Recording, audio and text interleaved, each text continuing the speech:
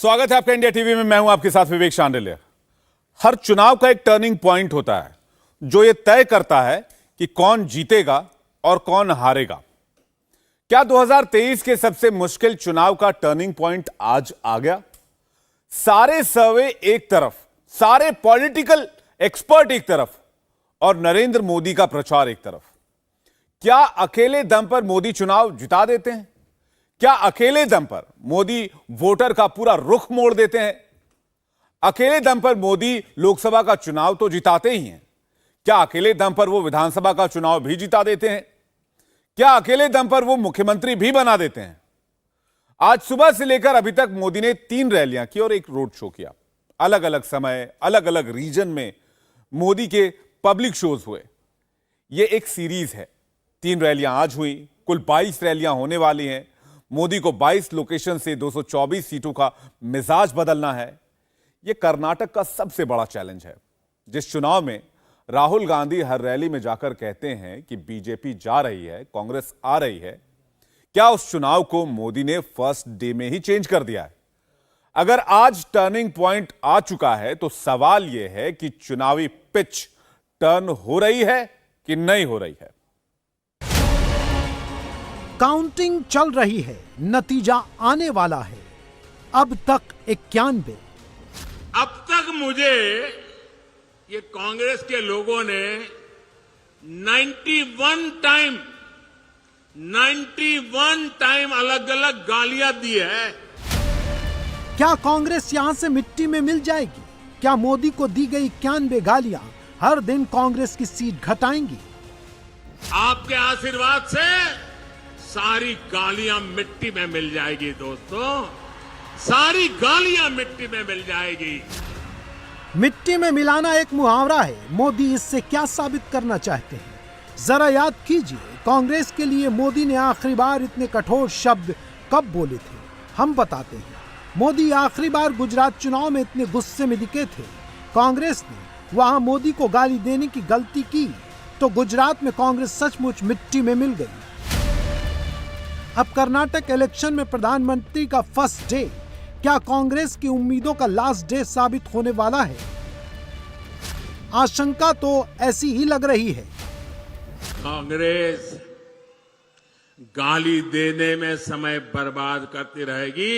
मैं जनता जनार्दन की सेवा में अपने आप को खपाता रहूंगा। कांग्रेस वाले लिख करके रखें, आप जितना ज्यादा कीचड़ उछालोगे कमल उतना ही ज्यादा खिलने वाला। कर्नाटक में कैंपेनिंग का लास्ट राउंड चल रहा है। गिन करके 9 दिन ही बचे हैं। नरेंद्र मोदी स्लॉग ओवर में बैटिंग करने उतरे हैं, लेकिन पहली गेंद से ही धुआंधार बैटिंग कर रहे हैं। पहली rally Humnabad Bidar, region Hyderabad Karnataka, party position 50-50। दूसरी रैली विजयपुरा, रीजन मुंबई कर्नाटक या Kittur Karnataka, party position BJP के फेवर में 75-25। तीसरी रैली कुदाची, रीजन मुंबई कर्नाटक या Kittur Karnataka, party position BJP के फेवर में 75-25। प्रधानमंत्री का पहला road show Bengaluru, region Bengaluru, party position 50-50। प्रधानमंत्री ने आज जगह देखकर, मौका देखकर, इलाका देखकर अटैक किया और ये तो मोदी के विरोधी भी मानते हैं कि मोदी की टाइमिंग जबरदस्त है। 2 दिन पहले ही कांग्रेस अध्यक्ष मल्लिकार्जुन खड़गे ने मोदी पर पर्सनल अटैक किया था। खड़गे ने मोदी को जहरीला सांप बोला था। ಮೋದಿ ಅಂದ್ರೆ ಈ ವಿಷದ ಹಾವಿದ್ದಂಗೆ. ನೀವಂದ್ರೆ ಇದು ವಿಷ ಅದ ಇಲ್ಲ ನೋಡೋಣ, ಸ್ವಲ್ಪ ನೆಕ್ ನೋಡೋಣ ಅಂತ ನೆಕ್ಕಕ್ಕೆ ಹೋಗಿರಿ, ನೆಕ್ಕರು ಸತ್ತ। मोदी ने इंतजार नहीं किया और कर्नाटक की पहली रैली में ही हिसाब बराबर कर दिया। कांग्रेस हर उस व्यक्ति से नफरत करती है जो सामान्य मानवीय की बात करता है, जो उनके भ्रष्टाचार को सामने लाता है, जो उनकी स्वार्थ भरी राजनीति पर प्रहार करता है। कांग्रेस की नफरत उससे परमानेंट हो जाती है। अभी इस चुनाव में भी कांग्रेस ने फिर से मुझे गालियां देने का काम शुरू कर दिया है। अब तक मुझे ये कांग्रेस के लोगों ने 91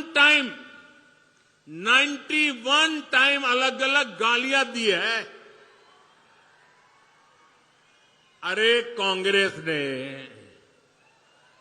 ये गालियों की डिक्शनरी में टाइम खराब करने के बजाय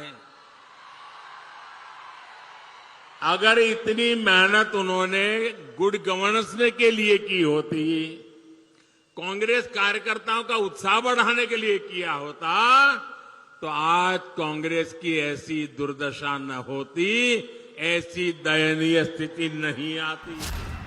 मोदी ने कहा मिट्टी में मिला देंगे। सियासी रूप से मिट्टी में मिलाना क्या होता है ये पिछले 25 साल की हिस्ट्री से समझते हैं। पिछले 25 साल में 3 नेता ही कांग्रेस अध्यक्ष की कुर्सी पर बैठे। सोनिया गांधी, जिन्होंने 1998 में कांग्रेस अध्यक्ष की कुर्सी संभाली, वो लगातार 20 साल यानी 2018 तक पार्टी प्रेसिडेंट रही। राहुल गांधी 2018 में कांग्रेस अध्यक्ष बने और 2019 की हार के बाद इस्तीफा दे दिया।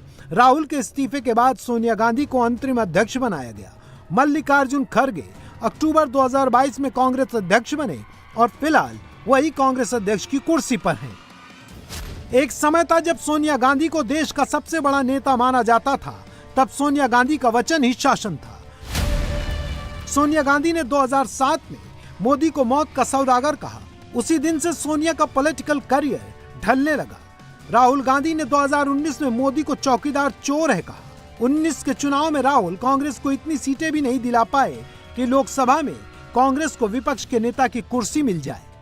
अब मल्लिकार्जुन खड़गे ने मोदी को जहरीला सांप कहा है, तो मोदी खड़गे के अपने राज्य में जाकर ललकार रहे हैं और खड़गे का मुंह बंद है। जो भी गरीब के लिए काम करता है, जो देश के लिए काम करता है, उसे अपमानित करना ये कांग्रेस का इतिहास है।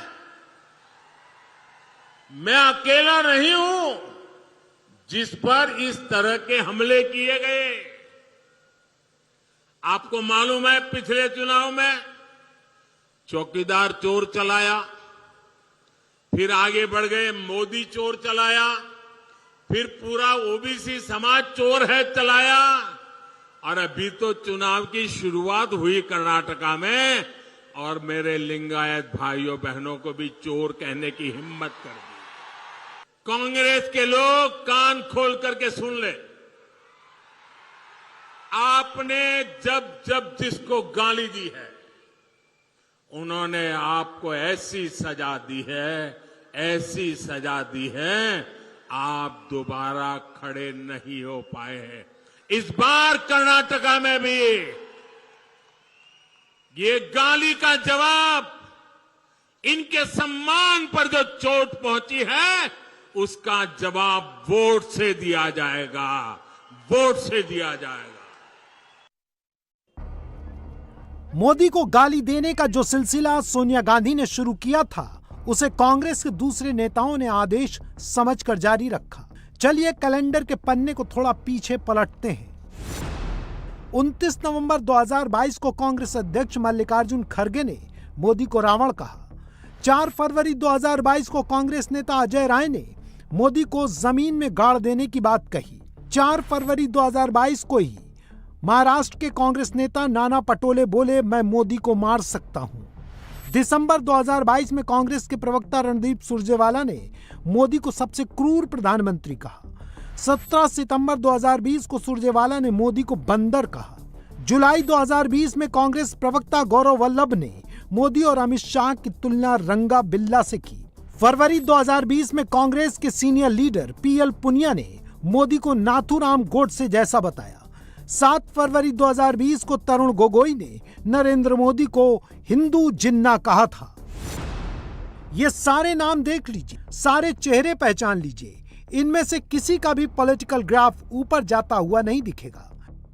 खड़गे देश की सबसे पुरानी पॉलिटिकल पार्टी के प्रेसिडेंट हैं। उनको गंभीर होना चाहिए था, लेकिन कुर्सी पर बैठते ही वो भी प्रधानमंत्री के लिए सड़क छाप शब्दों का इस्तेमाल करने लगे।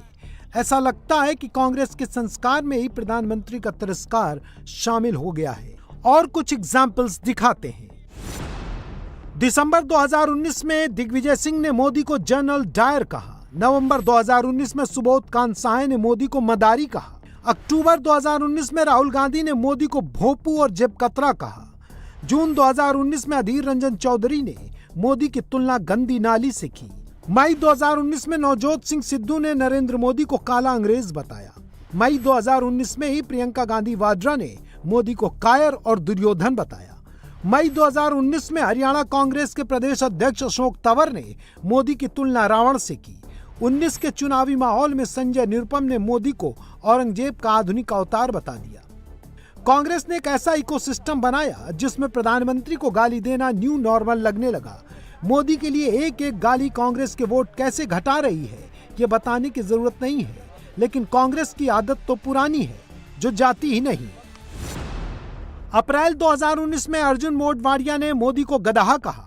मार्च 2019 में कर्नाटक के कांग्रेसी विधायक बी नारायण राव ने मोदी को नामर्द कहा। मार्च 2019 में पवन खेड़ा ने कहा मोदी मतलब मसूद अजहर, ओसामा, दाऊद और ISI। मार्च 2019 में तेलंगाना कांग्रेस की अध्यक्ष विजय शांति ने मोदी को आतंकी कहा। जनवरी 2019 में सुशील कुमार शिंदे ने मोदी को हिटलर कहा। नवंबर 2018 में जिग्नेश मेवाड़ी ने मोदी को नालायक बेटा बताया। उससे पहले उन्होंने मोदी को नमक हराम कहा था। सितंबर 2018 में राहुल गांधी ने चौकीदार चोर का नारा दिया। 7 दिसंबर 2017 को मणिशंकर अय्यर ने मोदी को नीच आदमी कहा। कांग्रेस एक ही काम कर रही है, मोदी को गालियां दो। आए दिन मोदी को गालियां देना, बस यही काम। कांग्रेस तब भी वैसी थी, कांग्रेस आज भी वैसी है। क्या आप कांग्रेस को माफ करोगे? क्या कांग्रेस को माफ करोगे? ये गाली गलौज करने वालों को माफ करोगे? सोनिया गांधी, राहुल गांधी, प्रियंका गांधी वाड्रा, कांग्रेस की इस फर्स्ट फैमिली ने अपने नेताओं को गाली देने के लिए न कभी रोका, न कभी टोका, न कभी उनके बयान का खंडन किया, न उसके लिए माफी मांगी। खुद राहुल गांधी मोदी को गाली देने के लिए माफी मांग लेते तो उनकी सांसदी बच जाती। राहुल ने माफी नहीं मांगी तो संसद की सदस्यता भी, सरकारी बंगला भी छिन गया। राहुल कहते हैं कि वो गांधी हैं, सावरकर नहीं। आज प्रधानमंत्री ने वहीं से इसे घुमा दिया। कांग्रेस से मिल रही गाली पर मोदी 4 मिनट बोले, इसमें 3 मिनट अपने लिए और आखिरी 1 मिनट अंबेडकर और सावरकर के लिए। जब ये लोग मुझे गाली देते हैं, अब इतनी गालियां हो गई 91, और उनके टॉप मोस्ट नेता देते रहे, कोई ऐसे नहीं, छोटे मोटे कार्यकर्ता नहीं। और तब मैं सोचता हूं कि भाई ये कांग्रेस ऐसी पार्टी है, उसने तो संविधान निर्माता बाबा साहब आंबेडकर को भी ऐसी ऐसी गालियां दी थी, बाबा साहब को भी छोड़ा नहीं था। एक बार खुद बाबा साहब ने सार्वजनिक तौर पर विस्तार से बताया था कि कांग्रेस उन्हें बार बार गालियां देती है। कांग्रेस ने बाबा साहब को क्या क्या नहीं कहा। कांग्रेस बाबा साहब को राक्षस, राष्ट्रद्रोही, दगाबाज दोस्त, आप सुनकर के हैरान हो जाएंगे। उस जमाने में बाबा साहब जैसे महापुरुष को कांग्रेस ने ऐसी ऐसी गालियां दी थी। कितने ही अपमानजनक शब्दों से वो आए दिन बाबा साहब को अपमानित करते थे। आज भी हम लोग देखते हैं कि कांग्रेस कैसे वीर सावरकर जी को गालियां देती रहती है। कर्नाटक चुनाव में राहुल गांधी ओबीसी का कार्ड लेकर उतरे थे। नरेंद्र मोदी ने बहुत बड़ा कार्ड खेल दिया। प्रधानमंत्री ने अपने अपमान को कर्नाटक के सबसे बड़े ओबीसी समुदाय यानी लिंगायत के अपमान से जोड़ दिया। मोदी बाबा साहब भीमराव अंबेडकर को अपमानित करने का इतिहास भी ढूंढ लाए और लगे हाथ वीर सावरकर को अपमानित करने की कांग्रेसी कोशिश को उससे अटैच कर दिया। लिंगायत समुदाय से 17% वोट जुड़ते हैं। अंबेडकर के नाम पर दलित समुदाय से भी 17% वोट जुड़ते हैं और सावरकर के नाम पर अनगिनत राष्ट्रवादी वोट अटैच होते हैं जो जाति और धर्म से परे हैं। बड़े से बड़े महापुरुष उनकी गालियों के शिकार हुए हैं। और जब ये सब मैं देखता हूं तो मुझे लगता है चलिए कांग्रेस भी मुझे इतना उन लोगों की तरह सम्मान देती है जो उन्होंने बाबा साहब आंबेडकर को दिया, जो उन्होंने वीर सावरकर को दिया, वैसी ही गालियां मोदी को दे रहे हैं। बेंगलुरु में मोदी का ये रोड शो बहुत कुछ कहता है। किसी भी चुनाव में कोई एक तस्वीर ही डिसाइडिंग हो जाती है, कोई एक मोमेंट ही डिफाइनिंग हो जाता है। क्या कर्नाटक के चुनाव का डिसाइडिंग मोमेंट यही है? कर्नाटक के चुनावी रण में मोदी की कैंपेनिंग का पहला दिन इतना तूफानी रहा कि बाकी किस नेता ने कहां प्रचार किया किसी को सुध ही नहीं रही। आज मल्लिकार्जुन खड़गे ने मांड्या, हासन और मलवल्ली में पब्लिक मीटिंग की। उत्तर कन्नड़ और नवलगुंडा में प्रियंका गांधी वाड्रा ने वोट मांगे। कांग्रेस पार्टी इस चुनाव में आपको गारंटी दे रही है कि जो खाली पद है सरकार में उसको भरा जाएगा। मेरी बहनें, आपको 2000 रुपए हर महीने मिलेंगे क्योंकि महंगाई बढ़ गई है। कांग्रेस के लोकल लीडर्स भी चुनाव में लगे। बीजेपी के नेशनल लीडर अमित शाह और जेपी नड्डा भी कर्नाटक में प्रचार कर रहे हैं, लेकिन हेडलाइन में अकेले नरेंद्र मोदी ही हैं। बीजेपी ने भी सारा फोकस नरेंद्र मोदी पर ही कर रखा है। मोदी चुन चुन कर कांग्रेस पर अटैक कर रहे हैं। कांग्रेस यानी करप्शन का काल उनके खाते में जमा है। करप्शन का काल हमारे खाते में जमा है अमृत काल। इसलिए कांग्रेस परेशान है। जहां जहां से उनको मलाई मिलती थी मोदी ने वहां ताले लगाए हैं और इसलिए ये दिन रात माला जपते हैं। माला दिन रात क्या कहते हैं? मोदी तेरी कब्र खुदेगी, मोदी तेरी कब्र खुदेगी।